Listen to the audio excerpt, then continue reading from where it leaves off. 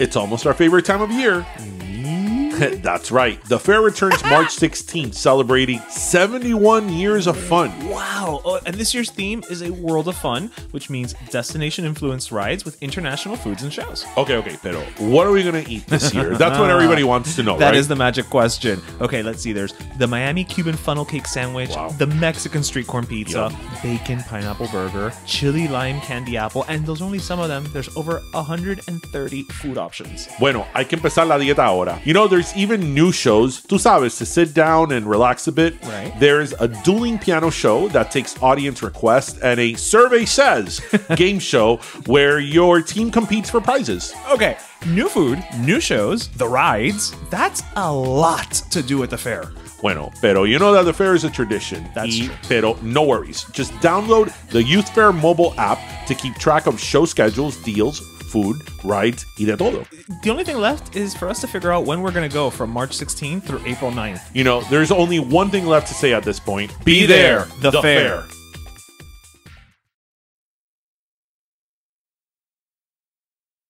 This is DJ. And this is Ish. And this is Season season 6 of Pero Let Me Tell You.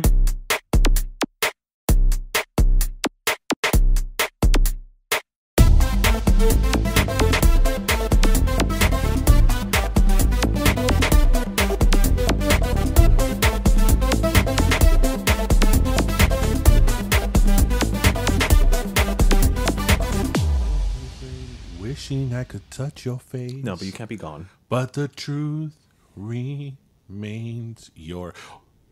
Wait. Welcome to episode 245. Yes, sir. Of Pero Let Me Tell You. How is everyone? I think everyone's doing well. It's Easter weekend. Yes. I So hope, some people are probably off today. Yes. Well, if you're off, I have Viernes Santo. That's right. Viernes Santo. No coman carne. Feliz Viernes Santo. That's not something you say. Yeah, that's not. Yeah. How would you say? I think it's just thank you for observing. Well, we grew up Catholic. Why don't we know this? Maybe we grew up. Well, I grew up Catholic in English. I grew up Catholic in Spanish. So you should know. Yes. Well, how do you say it in English? Happy Good Friday. I don't know. But you don't say Happy Good Friday. That's true. Good Friday's not something to be happy about. Yeah, I think it's like you were saying. I think it's like in observance of. And, exactly. Right. Observamos a El Viernes Santo. So, welcome everybody to Pero Let Me Tell You. Yes, episode 245. Yeah, it is Viernes Santo. So, no meat eating. This is when Subway tuna goes off the shelves. Yes. Or and whatever it is. The one day of the year that the filet-o-fish sells. Yes. But you know what? The filet-o-fish is really good. I don't particularly care for it, but that's just because. But you don't like seafood in general. Well, but I like fish. Okay, but the filet-o-fish is tasty. With that said, I never ever have a filet-o-fish because there's just... That's not why I go to McDonald's. It's ranked last in Right. McDonald's Right. items for me, so I never have a filet-o-fish. Right, that's what I'm saying. I don't go to McDonald's for the filet-o-fish. I have to tell you that even on Good Friday, and this is like purely Catholic guilt. Okay. Like, even though I wouldn't say that I'm no longer a Catholic, Practicing Catholic. but I am culturally Catholic, Right, as we've said. and always will be, I guess. I still feel like I can't have fun on Good Friday. Like I was telling you earlier, today I was like, "Ay, el Viernes Santo no se va a una discoteca." I mean, you could, but as long as you don't eat meat. Right? No, I saw a meme that this week that was like, "Oh, all these people having premarital sex, but they won't have meat on Friday, Good Friday, Good yeah. Friday because it's a sin." That's the sin. Right? That's the sin. That's the sin. Yeah. But I mean, even without getting into that, I the Catholic guilt like is strong. It's real. Yeah, because again, even I have my issues with that, and we're going to talk about With it the a little bit. organization. With the organization, the establishment. Okay. And we're going to talk about something in a little bit about that. I still feel a certain amount of like guilt that it's like, okay, I today is a calm day to just be home, Right. salir. Hoy es de familia. Un día, no irte para la discoteca, the discotheque, get down that Yes. discoteca. We can't hang out with Kylie on Good Friday. La discoteca. No. Like, I can't imagine going to like a heavy metal concert on Good Friday. Yeah, I can't. Yeah, I can't imagine going to like Rammstein. Right. Or Guns N' Roses. You know where the fuck you are? You're in the jungle, baby! And it's Good Friday. Yeah, I don't have on Good Friday an appetite for destruction. I mean, with that said, if I got really good tickets to go see Guns N' Roses You on would a Good figure Friday, it out. I would go. Yeah. And I'll be like, I'm sorry, Padre Nuestro. You just do a rosary. Yeah. You'll be fine. Yeah, you'll be fine. But I don't even know how to do that in English. So it's such a thing for me.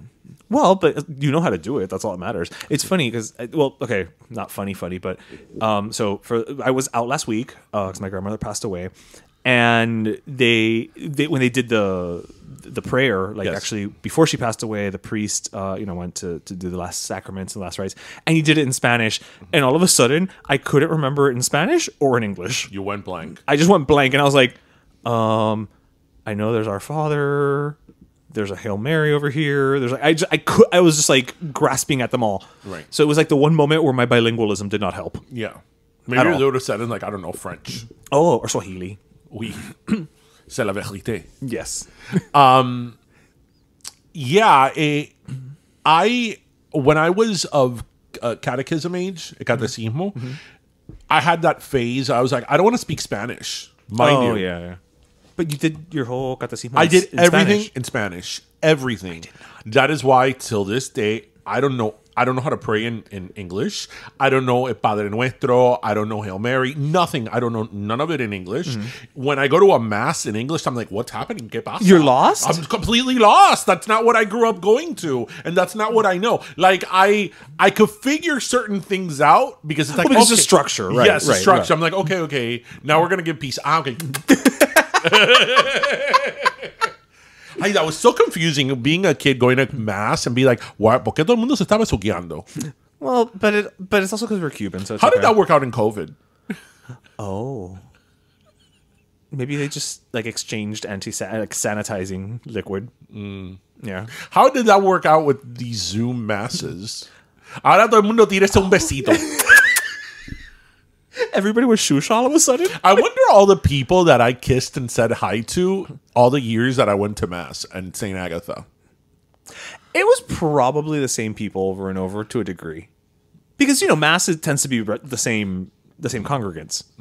So I would assume it's probably not like a big pool of people that you were. No, they're not. Not in Cuban Catholic churches. You have your Cuban Catholics that you always have your set of people that go to every mass. That's right. Yes. But the real Cuban Catholics show up for Easter. Yeah, or they go through like a phase. Vamos a ir a la iglesia That's true. todos domingo. And then 3 months later, They're they're over it. screaming, bloody murder at the TV when it's football season. Exactly. Like, as one does. Right. So, but I wonder how many people I kissed. I wonder if I know any of them now. Oh, that would be funny if it's just some random person like you worked with. Yes. We kissed at the church. Oh, hicieron las paces. It's so funny because years and years ago, we went to a wedding and a cousin of mine took as a date this girl who she was not Catholic. She had never been to mass. Oh wow! So yes, they exist. They exist. And when it was time to to do that, she started like. Muy bueno, Paula Rodríguez. Muy bueno, Paula Rodríguez. Paula Rodríguez. Mucho gusto, muy bueno, Paula Rodríguez. And it's like, this is not a networking event. Yeah, she was there for speed dating. Yeah. Is what she was there for. I thought that was so funny. So yeah, the Catholic guilt. It's real. It's real. Like, even till this day, like, I'm like, I know. And when was the last time you went to church? Like church, not a wedding, like church. Like a mass. Of your own, like I'm going to go to a mass. About a month ago, but I don't talk about that. Oh, so okay. let's move on right along. All right. No. I honestly thought it was going to be longer. No. Even that I won't bring up on the podcast. But no. Yeah, it's a Catholic guilt. It will never go away. Right. No matter how much I denounce it. I'm like, no.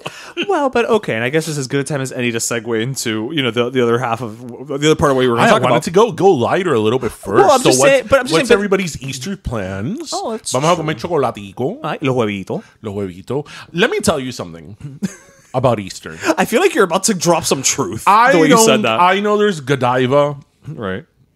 There's, what is it? The Lindt. The Ferrero Rocher. All Lindt, these fancy brands. But a good Palmer chocolate bunny hits the spot. It gets the job done. Yeah. How do you eat your chocolate bunnies? Do you decapitate them? I start eating them from the bottom up because I don't know. I like start with the ears.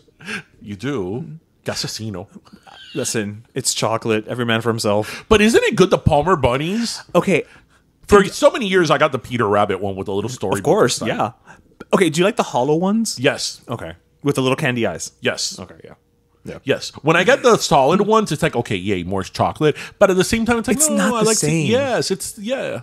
And I know that the Palmer brand is not high quality chocolate, but it's like so good. It tastes like Easter. It's the same reason we love the world's finest chocolate. Yes. But it is the world's finest chocolate. And a bargain. The bargain is not a bargain anymore because that world's finest chocolate, the one they sell in schools, like listeners. That's going to be Hershey's Kiss. Listeners. Not, some time ago, like I was, like all of you out there, I mean, who did not have this chocolate growing up in school, the world's finest chocolate that you would sell? It's still $1. Right. Yeah, it's still $1 and it's still the same length. But have you noticed the width? The width has changed. It's like a wafer. I'm telling you, that's going to be a Hershey's Kiss. Like it's going to be going to be a chocolate saltine. Oh. I would totally eat that though. That would be good. That would be good. That would. Pero yeah, do you like Peeps? Okay, so I like Peeps as a concept. I can't say that I love to eat Peeps. Right. I like the fact that Peeps exist. Right. Like their existence makes me happy. I'm good with having Peeps once a year. Yeah, that's all I need. Yeah. That's all I need. It's like I don't want those chalky Valentine things in March either. Yeah. Like when I have the Peeps, I'm like, esto no sirve para nada, but I'm still having it anyway. Yeah. God knows what's in there. It's marshmallow. It's like probably like, I don't know, formed Cool Whip. Like I mean, it's marshmallow con... What is marshmallow made out of? Marshmallow? Marshmallow's made out of marshmallow. I don't know. Listeners, what are the ingredients to marshmallows? And how do you say marshmallow in Spanish? Oh my God, I used to know this. Oh my God. It starts with an M as well. It's like mascolvino. Oh my God, I used to know this. I used to know this word. Marshmallow? Yes, I used to know this. Oh God. Malvavisco. What? Malvaviscos. Malvavisco. Malvavisco. What the hell? Who malvavisco? A marshmallow. I shouldn't say that on Good Friday. But maybe they're listening on Monday. I just learned, listeners, did you know that in Spanish, I thought it was just marshmallow. Mamelo. It is not a marshmallow. Okay, right. Do you think that the average person knows that it's un malvavisco? No. I get it. And I mean, I knew, but I know that I'm the outlier. See, in Mexico, they say bonbon, but I feel bonbon is It's chocolate. Yeah. To me, bonbon is chocolate. And I think of the Ricky Martin song. Shake your bonbon. Shooby-doo-doom, bom-bom, the azúcar. Shooby-doo-doom, bom-bom. You have more than one song with bonbon in it? Yeah, but that one's actually good. Okay. Shake Your Bum Bum is a terrible song. I mean, I didn't say it was good. I'm just talking about the numbers. Wow. How we segue into that. So I'm good with having Peeps once a year. Yeah. You know? Yeah. You know what used to get me so happy when I was a kid? Peeps are cute as decoration. What used to get me so happy? Those baskets that they would sell with all the stuff inside. Mind you, lo que todo tenía dentro era una mierda. Yeah. But anything that you wrap in cellophane paper, it elevates it. Yeah. It's like amazing. It's like I don't care what's inside. The moment you put a basket with cellophane paper, it's elevated to at least $10. Yes. Mm-hmm. That kids go crazy for, and an adult, you get excited internally. But like, the other day there was a little Easter basket at Walmart that I almost bought for myself because it was so cute. Yeah, and it always had like crap inside. Yeah, it's not anything good. Sometimes I would have little like stupid storybooks, and it's like, I don't want this. I want the chocolate. I want the hollow rabbit. Yeah, I like them like if they had like little toys. You know. Yeah. Un frisbee. Yeah, un frisbee. Some of them were multi-purpose because it was like the basket, but then the basket was also like un cubito for the beach. Right? You know, and I like that. I like a multi-purpose gift. Yes.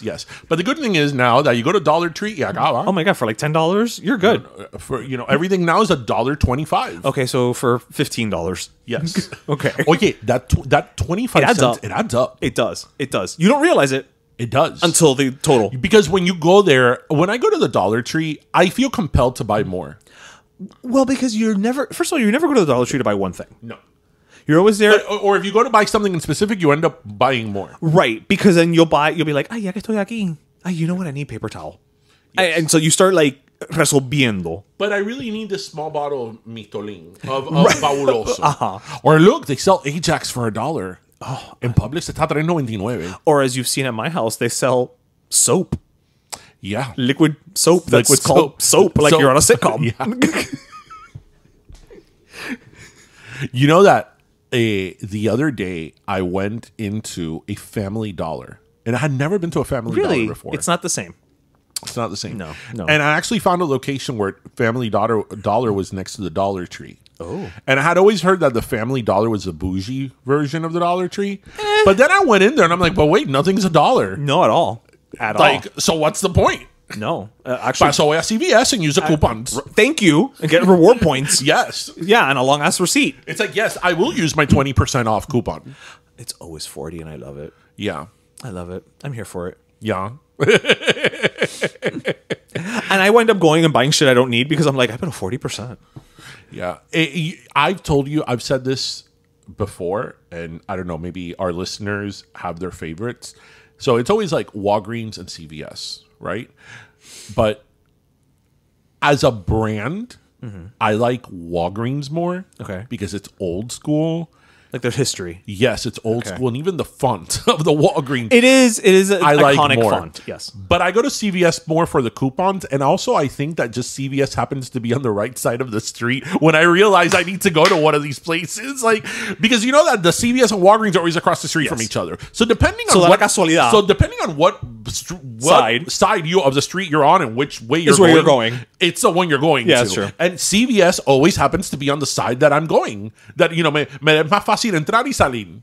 Que no tengo que hacer un U-turn en medio de la 40. That is wonderful. Yeah. And I guarantee you, all of our listeners are realizing that they do the exact same thing. Yes. The exact same thing. Yes. And sometimes I'm like, first world problems here. But it's like, Walgreens is across the street. That means that I have to like get out and then go on the street and do a U-turn and turn. And then when you get out, you have to do the same. No. To do the whole thing, I'm like, I'll just go to CVS. That's true. Yeah. And then you use your reward points and you're fine. Right. And you get your receipt that's 7 feet tall. Right. And then you can pretend you're in a beauty pageant. But you know why I hate CVS a little bit, right? All of them or just the one by your house? All of them. Okay. At least in South Florida. Oh, well, because they used to be Eckerd's. They used to be Eckerd's. It replaced Eckerd's. Right. And if you are an OG of South Florida, Eckerd Drugs lives inside you. It's up there with Burdines. Like where was it? There was some art show in the Gables not that long ago, some street art fair thing. And there's this guy who, I have to find his picture because I want him to be on the show. He takes pictures of old forgotten things in South Florida. Like he has a picture of like the parking lot at Specs and Swenson's and things like that, right? And he took a picture. He said it was maybe like a year ago. He was driving in Central Florida, and there was it was an active CVS. So the CVS was open, but they still had the Eckerd sign like by the street, like the little freestanding Eckerd thing. And he's like, nobody could tell me why it was still there, why they hadn't changed it to CVS. So it's a picture. Actually, it was this close to getting it for you. Oh, I would have totally loved that. Yeah, it's Eckerd's. Eckerd's now forever, like cats. And their colors were like blue and gray and white. Very Eastern Airlines. Maybe that was just what you did then. In the 80s? Yeah, maybe that was just what the colors available were. Reds were too expensive. No, those RGB colors. Oh, let me tell you something. Don't even get me CMYK. No. Anyway, in a serious topic, that's more serious. Well, there's no way to transition off of CMYK into something one of the serious. things that I wanted to bring up, because I saw it this week in the news, and, I think the timing of this, of being on Good Friday, it all lined up. Yeah. But so it came out in the news this week that in Baltimore, Maryland, being fun. In Baltimore, the Archdiocese of Baltimore, they're being investigated, or there was charges filed for more than the abuse of more than 600 children over the last 50 years. 600, 600, right? Children that have been that have been reported. Abused. Yes. Okay. Because there was an investigation that took 3 years. Okay. That they were looking into this, and they found 600 children in a span of 50 years had alleged in this investigation that they had been abused in some form or another by leaders of the Catholic Church within the Archdiocese of Baltimore. And this goes in line with similar investigations that have happened. There's nothing new throughout time of, let's say, in the last 30 years or so. Of different archdioceses, different religious leaders, different religious organizations that have had this rampant abuse, right? And you know, what happens with the people who report this abuse is the same thing that happens like when women would report rape, that people wouldn't believe them. Right. You know, and as I say, so one person can make it up a 600. Right. You know, if you have 600 people reporting abuse, you at least need to investigate this. That's not one person with a vendetta. Right. That's very serious. So I posted something on my personal Instagram earlier this week regarding that I said something like, oh, you know, I did a screenshot of that. And I go, oh, but the drag queens. Because, you know, what bothers me about this is that in the last few months or in the last year, there's been this constant demonization of drag queens and drag performers. And you know what? You don't have to like drag queens. You don't have to go to their show. You don't have to like them. You don't have to get what they do. You don't have to understand it. You don't have to be... And I will say, you don't have anything against drag queens, but you don't necessarily... You've never gotten, quote unquote, the drag. I've never gotten it. At all. You can appreciate it, but you don't get it. I don't get it. You know, when we've been to drag brunch, I go and I you have a good time. Right. I'm a sport, but it's not something that I'm like into at all. Right. But this is not about being into it or not. No, but I'm saying you're speaking from a the place allegations that they're making. And what bothers me about this is that a lot of the people, the same people that are out there criticizing drag shows and saying that drag performers are perverts and drag performers are pedophiles and all this horrible demonization stuff that they've done to demonize drag shows, which have existed for centuries. Isn't the term drag actually didn't originate with Shakespeare? Yes. Yeah, actually, I was going to say, in Roman theater, in Greek tragedies, in Shakespeare, the men dressed in drag. Right. Like they were male performers in female roles. In female roles being very dramatic. Right? So so you're not into a dude dressed up like Britney Spears singing Toxic. Okay, that's fine. Right? But you're going to demonize that person and then turn a blind eye and not call out and not make a big deal about what's going on. What's going on in your house. Right? What's going on in your house, that you're going to say, oh, no, but it's just a few bad priests. Right? But then you're going to attack drag queens. Right. Correct me if I'm wrong, and I stand to be corrected. I've yet to hear of a drag queen that has like sexually molested a child. Let's like, you know, I'm sure there's one out there, and I'm sure it's happened because, again, the numbers are numbers. I mean, but this is not a systematic problem. Correct. It's not as if though the entire cast of RuPaul's Drag Race is consistently found to be guilty of this. Right. And that bothers me so much because it's the ultimate form of hypocrisy. As I said in my Instagram post, it's the textbook definition of hypocrisy that you are out there calling out these people and demonizing something, first of all, that is untrue, because drag queens are not groomers or not pedophiles, and it's disgusting that you would be feeding into the whole false narrative that certain gay men are pedophiles, because it's disgusting that in this day and age somebody would even go there and say something that's so terrible and so untrue, right? But you are choosing to go against something that you don't like, which is fine. Again, you don't have to like it, but fail to call out the serious systematic problem that is within something that you defend, which is your church. Because this is not one priest, this is not two priests, this is not three. This is a systematic problem that has been occurring for... It's an organization. Well, that has been being called out in the last several, like 10, 15, maybe 20 years, right? That they're finally calling it out. But this has been going on forever. Right? Right. And again, this is not to say that all priests are like that. This is not to say that, this is something that happens in all churches. Right, But but when you you're- have these many incidents, it's a problem. You're choosing to believe a narrative that has no documentation behind it versus doing something for an active problem. Yeah. Right?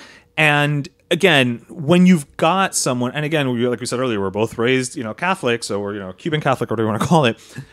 When you have an organization like the Catholic Church, which I believe is looking to, and correct me if I'm wrong, and maybe you've read about this, they're working with some type of what bills and legislation to reduce the number of years that you have to report abuse. They want to lower the statute of limitations. Right, thank you. They're right. So the Catholic Church is actively trying to get a legislation to lower the statute of limitations. That, to me, says thou doth protest too much. Yeah. Right? Because to me, what that says is because if you're innocent or if it's just a few bad apples and they are the only ones at fault, as an organization, you should be saying, call them out. Let's clean up the problem. Yeah. But if you are actively trying to change laws to fit your narrative, it means that there's a problem. You always knew there was a problem, and now you're not trying to help the victims. You're trying to help yourself. Of course. Right? Of course. And that is royally fucked up. Yeah. And this goes all the way up to the Vatican. Oh well, of course. I mean, Right? ultimately, This isn't like a local archdiocese that is a little crooked that is trying to cover things up. No, because they move these priests around. Right. This So is in other gone up words, to the Vatican. when they find out that these things happen, as opposed to either putting the priest in therapy or firing them, I don't know if you can fire a priest. You can defrock them. No, they'll just move them somewhere else and hope maybe they won't do it there. Right. Oh, they did it again. Well, it was just really hot there. We'll put them somewhere cold. Well, no, it was too cold there. We'll put them somewhere with autumnal. No, that's like. Again, I know I joke about it, but it's like Taylor Swift. Ultimately, you're the problem. I don't think we should be using Taylor Swift in this argument. I know. But it's at some point it stops being every other thing outside of you, and it starts being you. You are the common denominator. These people should be like, it's me. I'm the problem. I'm the problem. It's me. They are definitely the anti-hero. Yeah. Yes, for sure. It's so disgusting because self-righteousness is such a And it exists across the board. Yeah, self-righteousness does not discriminate. Yeah. It's so just awful, Yeah. right? That you sit there with a bold face and you judge other people, you tell other people that they're going to hell, you preach. And all this stuff is going on in your house, and you're talking about very serious things. Right? Yeah, it's not like, he took some candy from the supermarket. Right. It's not like, the church is going over on their budget of flowers. Right. Let's do an audit. Where is this parishioner money going to? Too many coronas. So yes.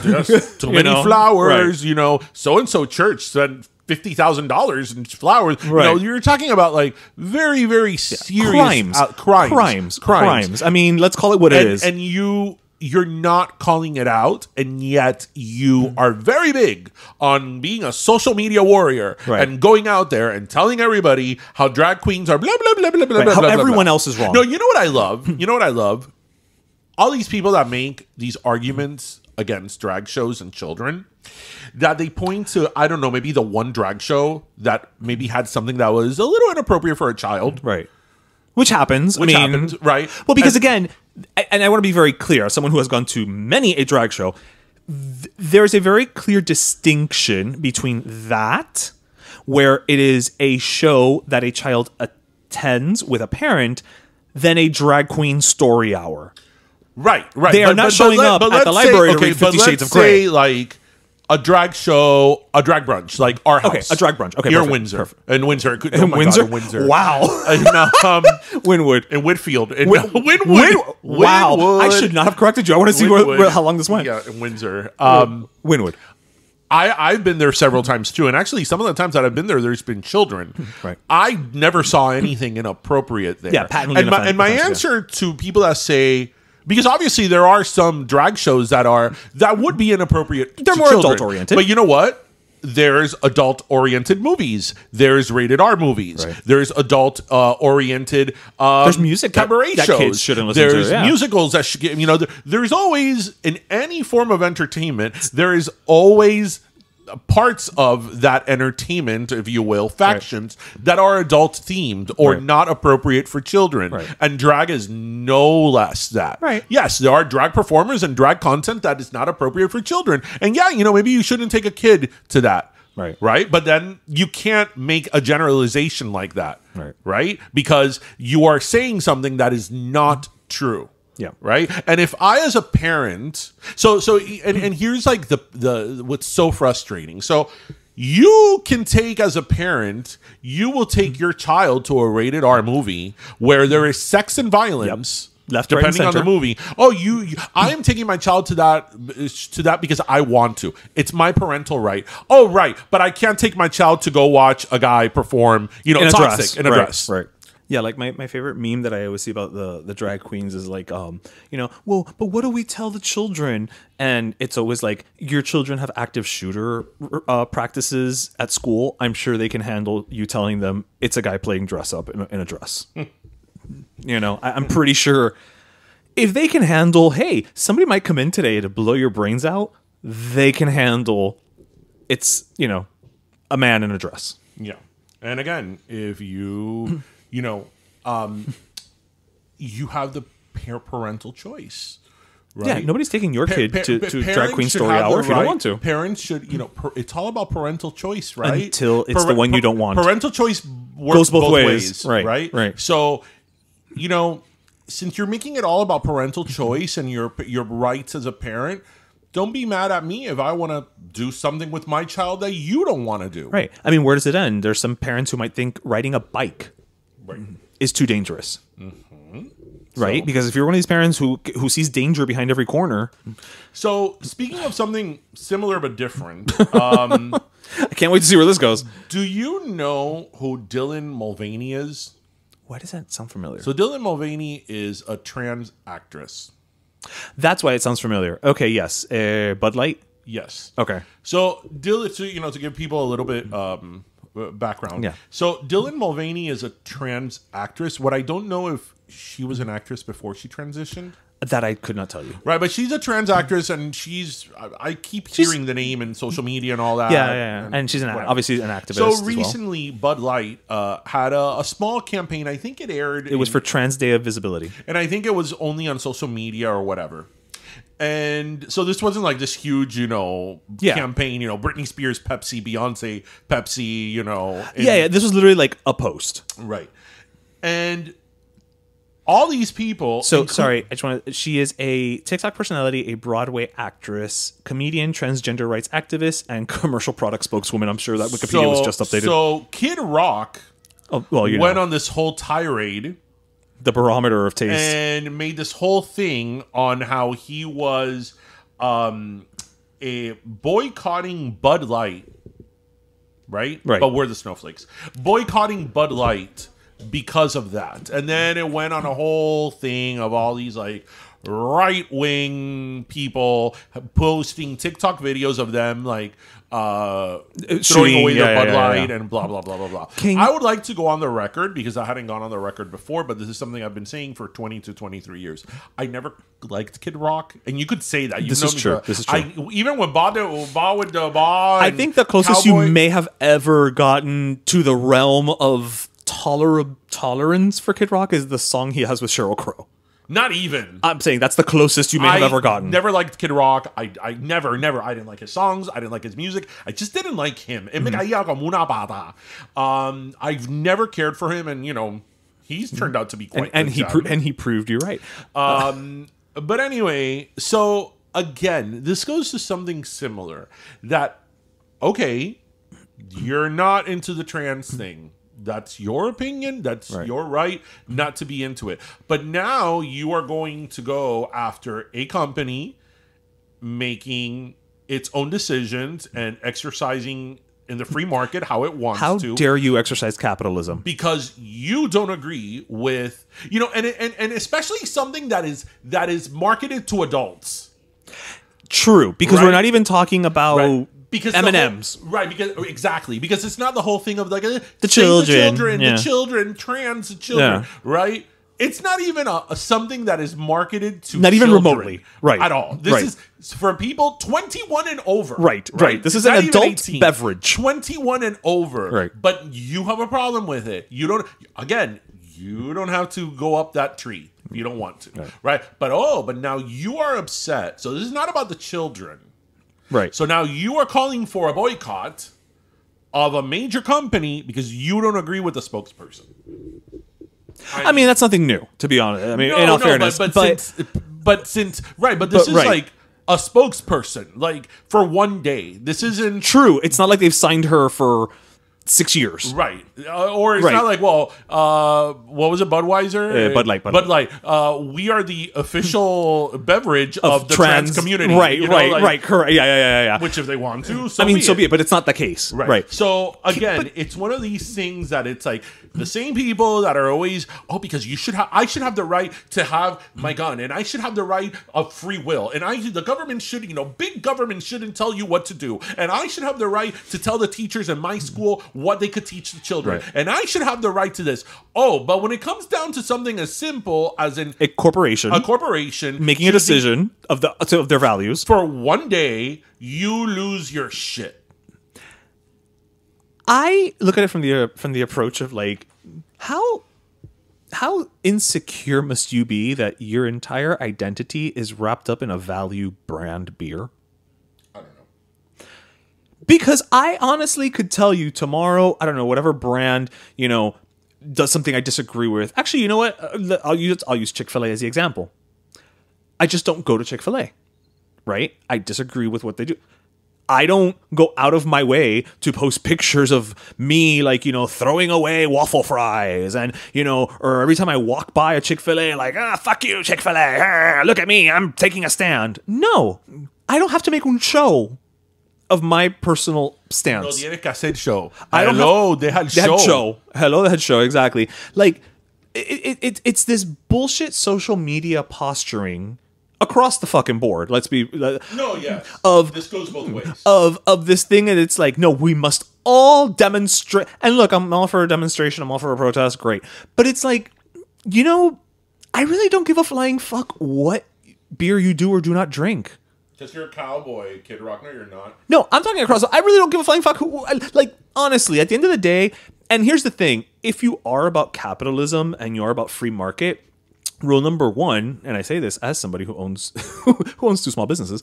Rule number one is you want to ensure that you amplify your reach amongst the broadest possible audience to increase your sales. Now, guess what? How that doesn't happen? By actively discriminating against other people. Guess how it does happen?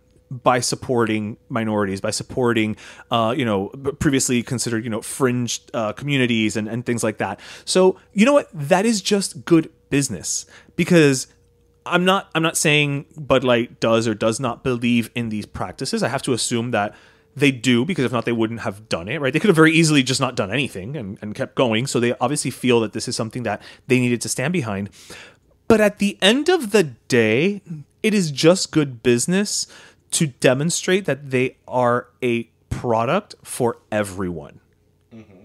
They are inclusive, not exclusive. So again, I just can't imagine being so upset about who else is drinking the beer I drink. Mm-hmm.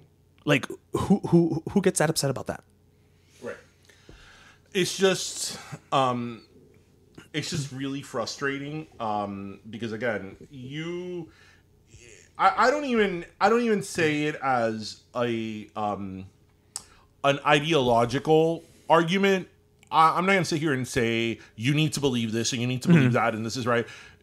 Whatever. You believe what you want to believe. If at this point in time you choose to believe that and be ultimately on the wrong side of history, that's up to you, boo. But you partake in the same type of retaliatory behavior that you criticize other people when they do to you. Right. So, whatever. Yeah. You say everybody else is so easily offended, and yet here you are. Yeah. Being offended by who's drinking a beer. Right. And it's funny because that we talk about that now We talk about that now, and you know that's obviously that's always existed to a certain degree. And What, like a public outrage? yes, and do you know the guy here in Miami, de la Planadora? No. So La Planadora. La Planadora is the rolling thing that smooths the pavement. Oh, like in the street. Like, Yes, okay, yeah. La Planadora. Okay. So the guy with the Planadora would... No one has ever said Planadora whenever this much. any artist, specifically a singer, Oh! would either perform in Cuba or do something about Cuba that he didn't agree with, he would buy their CDs and their records, he'd lay it out on the street, y le pasaba la Planadora por arriba. I had forgotten about this. And I had completely forgotten that he had done that to Gloria Estefan. Really? Yes, because Gloria Estefan, sometime in the 90s, I think there was an artist. I don't remember. The Buena Vista Social Club, I think. Was it the Buena Vista Social Club? There was an artist. I think it was Buena Vista. I forget what medium. If it was a singer or a poet or a writer or whatever. That they had been invited to some type of artist gathering, convention or something. And Gloria Estefan said something along the lines of like, while I disagree with her political stance and I'm 100% anti-communist, people that are artists should have the right to express themselves, right? And we should not censor someone because I disagree with their political whatever, their political opinion. Y pa allá fue la Planadora.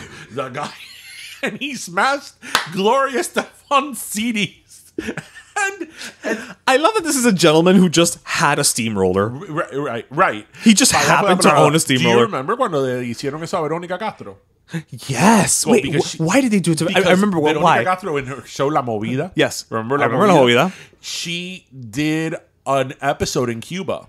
Oh, that was why. Okay, I remember it, but I don't remember why. And what was interesting about Verónica Castro is that she denounced the government. Like, she's like, I'm... Against, so she's like in Cuba denouncing the government. I don't know if she did it while she was in Cuba. But she denounced. But she denounced the government. She's like, I don't like communism. I don't like Fidel Castro. I don't like all these things. But she did go do her show in Cuba. She's not Cuban. She's Mexican. That was a Mexican production. Yeah. Whatever. And the episode wasn't glorifying the Cuban government. And any more than when The View films in the Bahamas. Yes, exactly. Anyway, so the man le pasaron la Planadora a Verónica Castro stuff, and they even with like sledgehammers went and destroyed her star in La Calle Yes, Ocho. I remember that. And I was like, oh my god. So that's always been happening. I wonder who ended up with the Planadora. I don't know. That guy was doing that until very recently. Oh, really? Yes, just wasn't. He was doing that until very recently. And now everything's digital, so there's nothing to run over. So now that we're speaking about Cuba, I wanted to speak about something else that I saw this week. I'm sorry, I'm just laughing now because I'm like, it must be very hard for him now because he'd have to like run over, smartphones that had like the music playing on the screen. He can't run over a CD anymore. Oh, no, but then you'll be ruining a phone. It'll be less dramatic, right? Yeah. Porque you could throw papeles on the album cover, but who cares? There's something about hearing the CD and the cassette. Right. And that's what makes it dramatic. Dramatic, yeah. Voy a pasar la Planadora. Yeah, the Planadora Cuban roller. Like, he would be like... I'm laughing like un come mierda right now at the thought of It's like, man... If he ever got la Planadora de pasar, like Rage Against the Machine, Oh, man. La Planadora was raging against Rage Against the Planadora. The Rage Against the Planadora. Anyway, so one of the things I wanted to talk about was that, a really big influencer that we follow, and they follow us, Mima in Cuba. Oh, yeah, Mimi and Joel. Mimi, you say Mimi and Joel like... Well, because we chatted back and forth through DMs and whatever. So, again, we know these people without knowing them. So, they're very popular Instagram account, and we really like them. And she posted something this week that I actually contacted her, and I was like, oh, can you get me like the original post? But it was on TikTok. And oh, yeah, I saw the thread. And I think, did TikToks disappear after a while? No. Okay, it was on TikTok, but I don't have TikTok. Well, I know we have TikTok, but I don't think you have the password. Yeah, it was one of those things. Yeah. So I didn't have it. I wanted to post it on our Instagram because it was this video of this young guy in Cuba, clearly American, right, talking about Cuba and elections. Well, no, there's an oxymoron. And he was there saying, hi, I'm here in, wherever in Cuba, Right. and behind me, citizens are practicing their right to vote.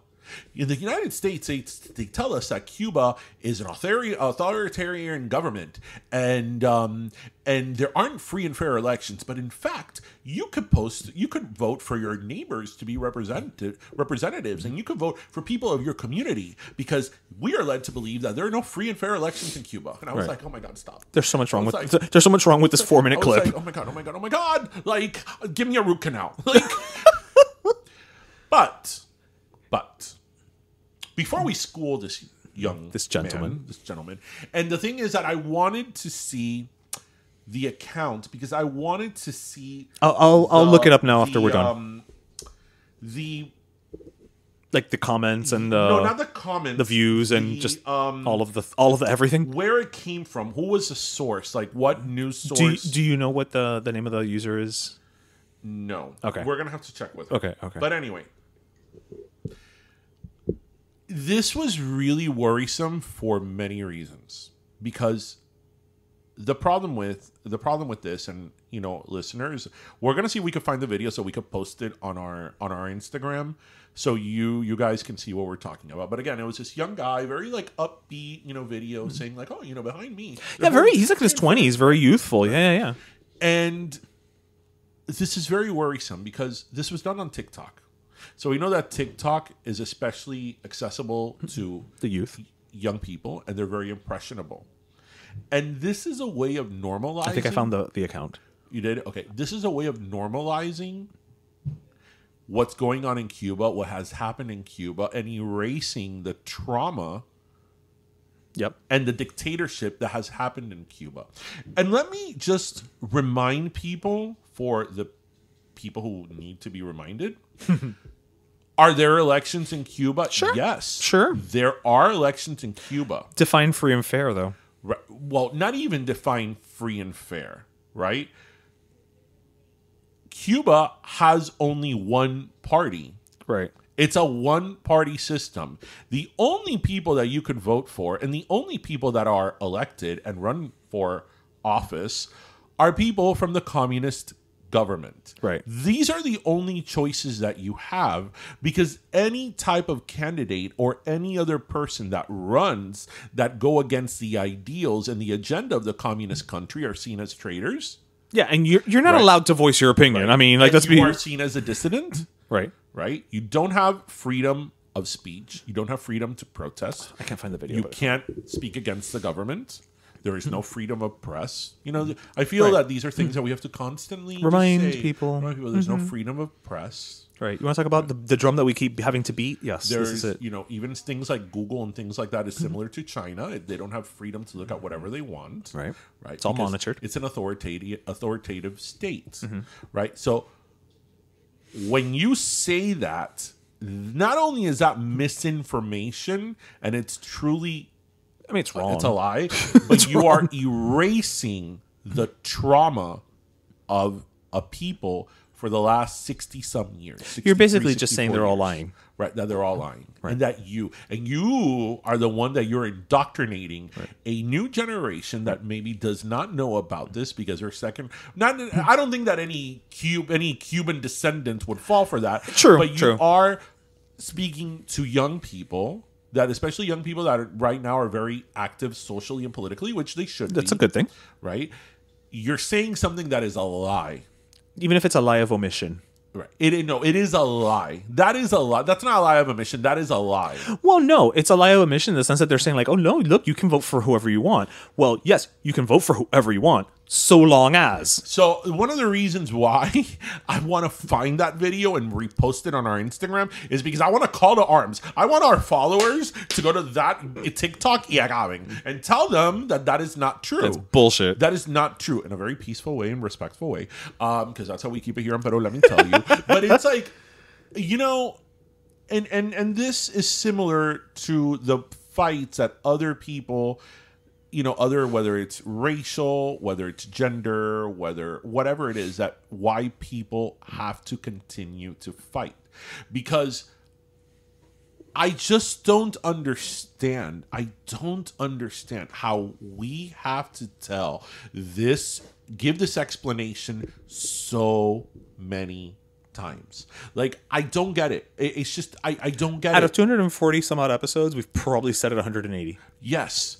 But as a society, as a people, why do Cubans need to keep explaining to people the situation in Cuba? That Cuba is a totalitarian state. That in Cuba you have no rights whatsoever. And most importantly, you have heard the voices of, at this point, millions of people telling you this in detail. And yet you doubt it, and yet you choose to believe otherwise. I have my opinions why people do that, because every single time, it never, ever, ever fails that I see someone defending the Cuban government or defending these type of socialist countries. And I don't mean like European socialism. I mean like communist dictatorships. Venezuela socialism. Every single time I see them defending it, their argument always fails because it always ends up with a grievance against the United States. It's not about being pro them, pro that. It's about being anti this. Right. It always comes down to the United States. And whatever grievance you have against the U.S. may be very fair and it may be very true.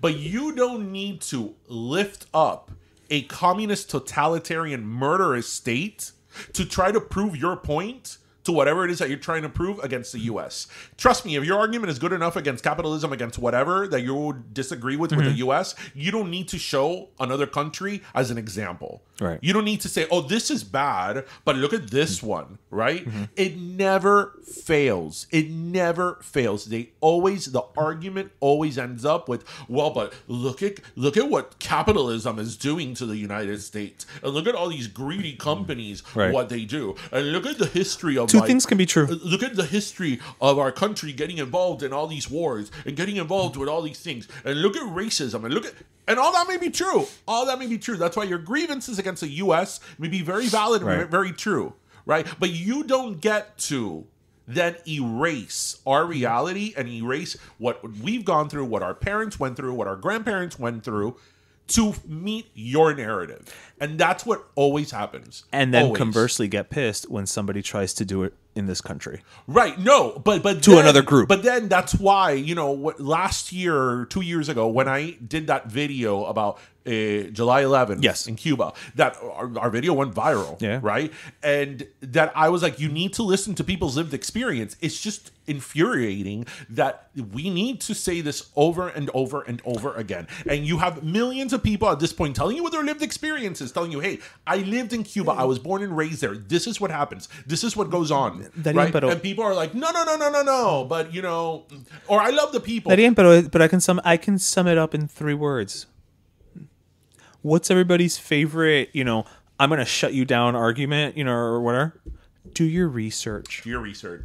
Because nowadays if you are faced with the truth about something and you don't like that explanation, just keep digging deeper in Google. You'll eventually find someone who agrees with you and then allows you to prove yourself because this person is quote unquote published. Never mind that it's a blog, right? But now you don't have to go any further because there's 10 people who say that what I think is correct and now I'm correct and I get to be oppressed.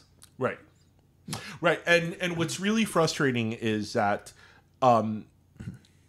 with these people, it not only is it a lie, but like, for example, there's this guy on Twitter that I had to mute him because it's just me estaba subiendo la presión. That he was like, his tagline on Twitter was, or whatever, or on Instagram was like, people told me to move to Cuba. I did. Yeah. With your American status. Did he really? Yeah, he did. With your American status.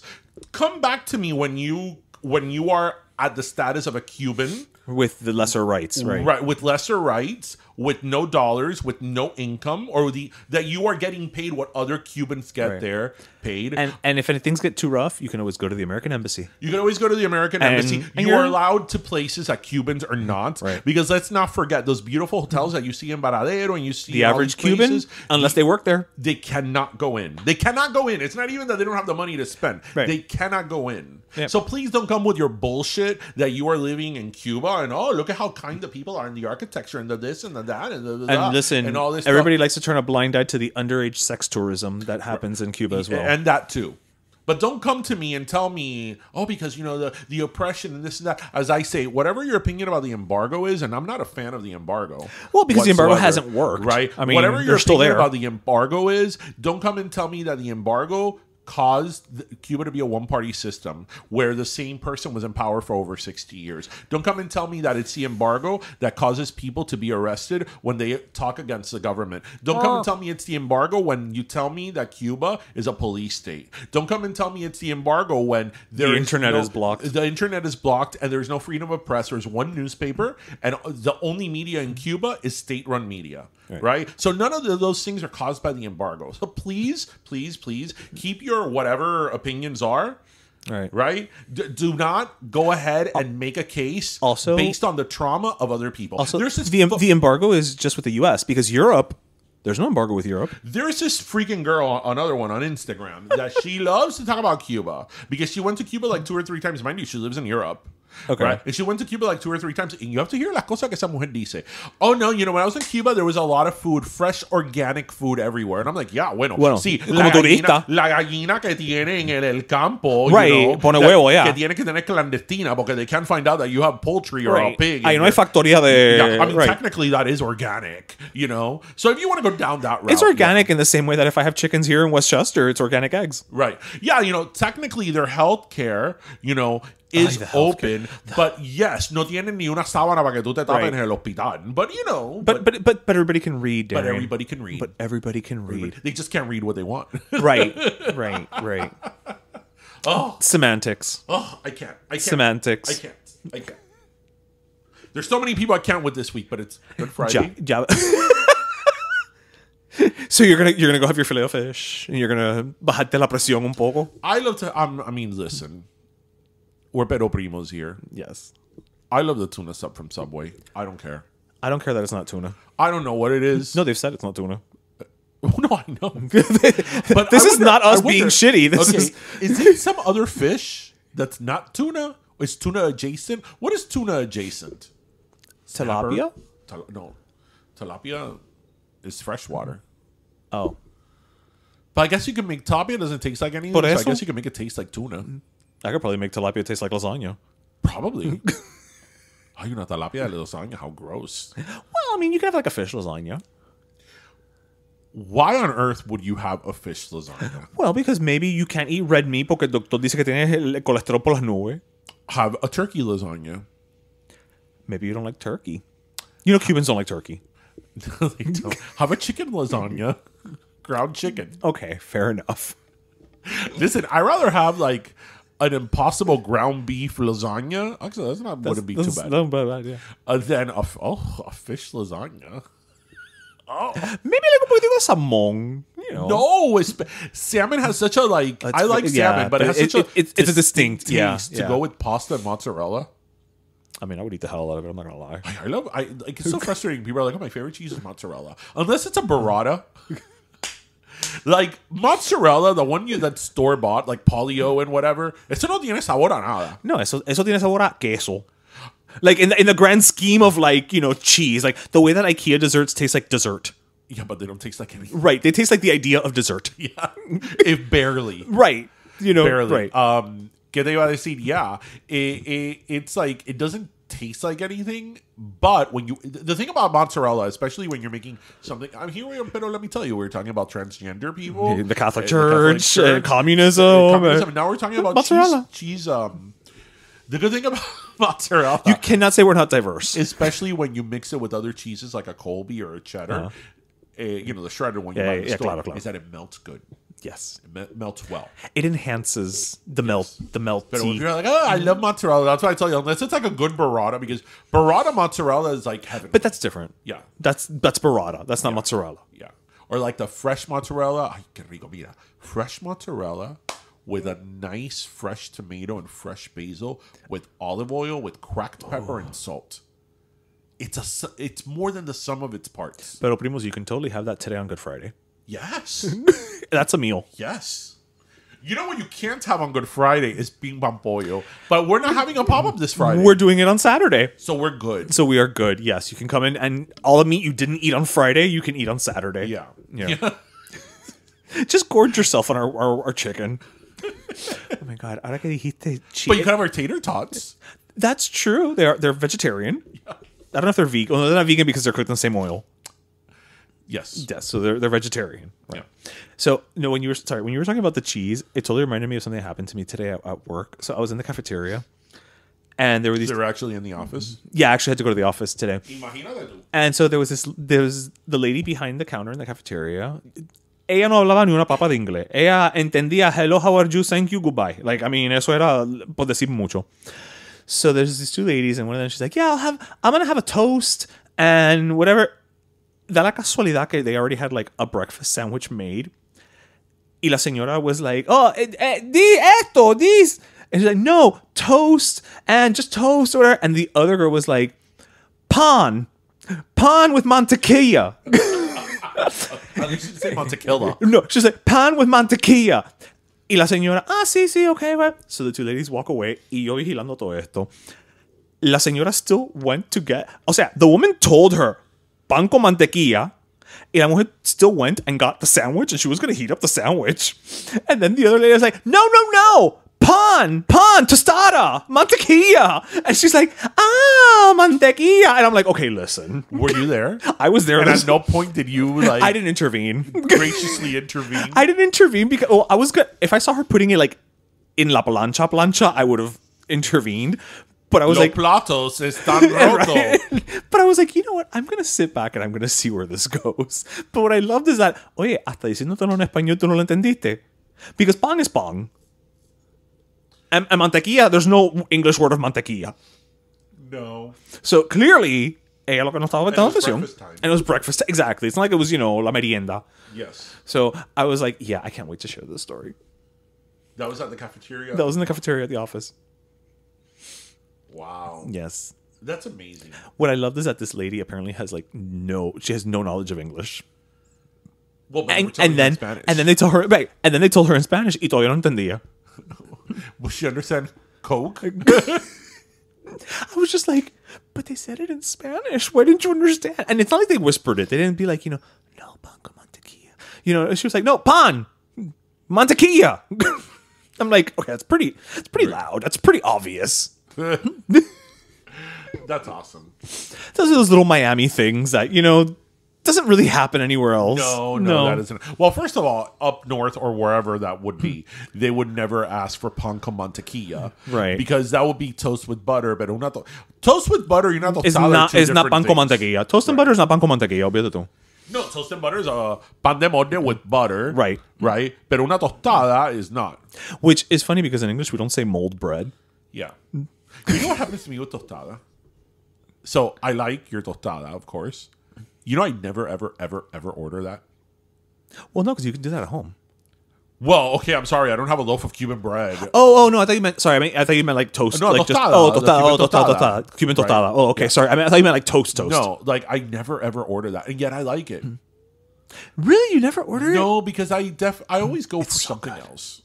Are you and your bad decisions when under pressure at restaurants? Yes. I'll always go with like the cantaloupe. And it's not even for health reasons, because then, I'll chow down a pound of bacon. To this day, that restaurant's no longer even there on Lincoln Road. And I still think of the day that you got the fruit platter. Oh, but our listeners need to know this story. So I know I've said this in the podcast. You have, before. yeah. So when I like... Okay, so yes, I'm a foodie, but everybody's a foodie nowadays. This is true. But as you know, cuando yo la cojo con algo, like... Tú lo gastas, yeah. I'll have like 20 of them. Yeah. Like, there's no in between. No. So in the early aughts, I was sounds weird to say. I was like very into cheesecake. Right, it was a Cheesecake Factory years. So in Lincoln Road here, Miami, listeners, there was a restaurant called Next. And it was there for many years. It closed during COVID, just like everything else. And Next, actually, interestingly enough, got sued by the Cheesecake Factory because it was the same menu. It was the same exact menu. That same tome of a menu. But their bakery was even bigger than great. the Cheesecake Factory because, I mean, the Cheesecake Factory has more than cheesecakes, but this was like ridiculous. Right. Like they had a million cheesecakes and like regular cakes. I feel like they had lots of tarts. And yes, they did. They had a lot, and it was like really good desserts. So we go to this restaurant and they give us a menu, and I'm like, no, I need to visually see.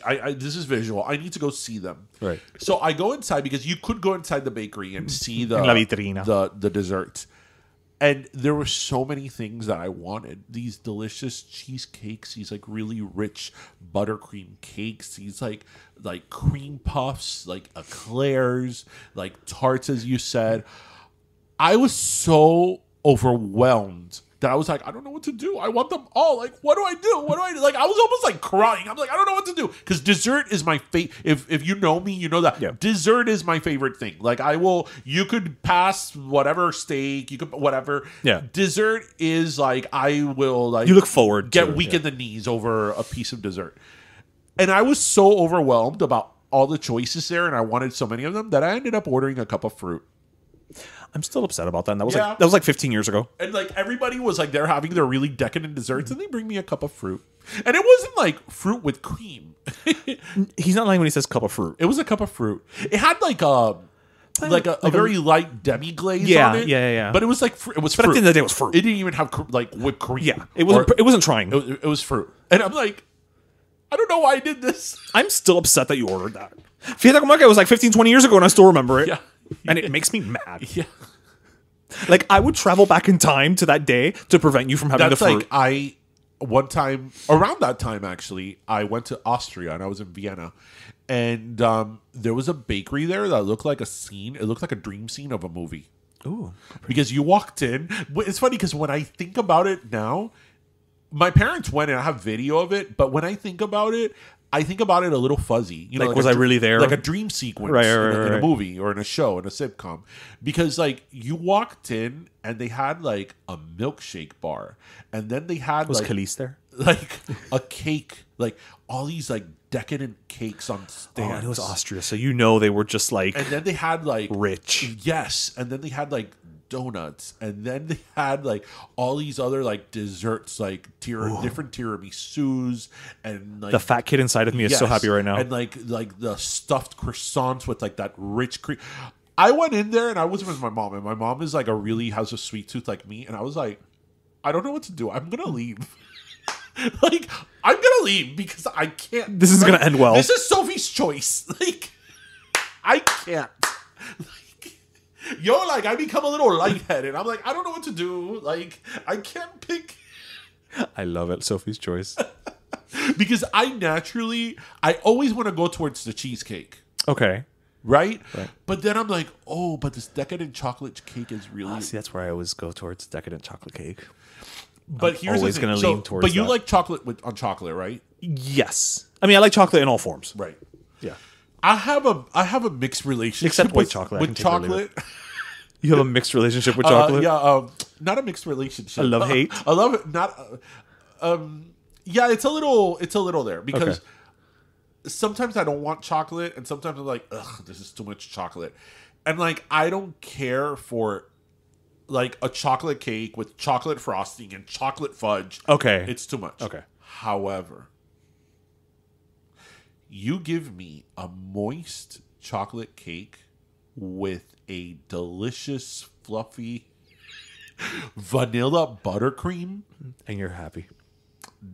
That's all you need. yes, like that. That's all you need. That's all I need. Some people need. Some people want it all, but I want nothing at all. Just the chocolate cake with buttercream. But enough about your bad dessert choices. I'm thirsty. You're thirsty? Yeah, So you want? Is it soda time? It's soda time. All right. You want to go first? Do you want me to go first? I do want. I'll go first. All right. So I want to get my last soda this year. This week, year? Wow. That's it. Done. To Yuri la más bella. Do you know who she is? Yuri la más bella. Well, I do because you and I do share So the Instagram. So Yuri la más bella does, and her Instagram handle is Yuri with a Y. Yeah. La más bella. Oh yeah, Yuri like Yuri. La más bella. No, Yuri, I like Yuri. ¿Verdad? And she makes videos poking fun of the Kardashians. Those are all her videos, right? Yes. Okay. And they are a riot. Like a riot. And apparently she's very popular. I just discovered her this week and I posted something on Instagram and everybody was like, oh my God, we love her. Millions on TikTok. I hadn't seen her. She is so spot on. Oh yeah, no. On how, excuse me, on how she makes fun of that family. And, that family. But the one that I posted this week, I don't even know where I saw it. Courtney's like, what are we doing for Easter? And then Kim is like, are you inviting Kendall? And she could bring the bunny? Like, it's just hilarious. Like, you have to watch it, listeners, if you don't. It's pretty spot on. I don't like the Kardashians, so this is kind of funny because they're making fun of them, but it's not. I don't think it's vicious either. It's a parody. It is a parody, not making fun. Because I also, even if I don't care for the content, for the person, let's say, I also don't like vicious attacks or vicious comedy, if you will. But I like how was it Chloe has the post-it nails. It's hilarious. Yeah. But it's incredible how she catches their mannerisms. Yeah, she's good. And how she when she's doing Kim, she's always on the phone typing. Because Kim, I think, has it grafted on her hand. Yeah, and it's just hilarious. So if you want a laugh and just to sort of feel good, Yuri la más bella, she gets my last soda. Your last soda. Well, my last soda goes to And thanks, Steph, by the way. Oh, yes.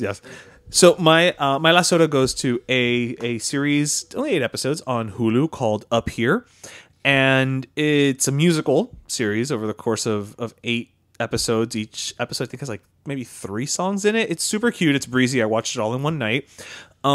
It's fun, but also I'm giving it for 2 reasons. Number one, because one of the protagonists is Carlos Valdez, who was on The Flash as Cisco, and he's a musical theater kid. No, not that Cisco. No, not Samantha Mumba Cisco. Cisco Ramon. Still together. They are still together. Samantha Mumba and Cisco.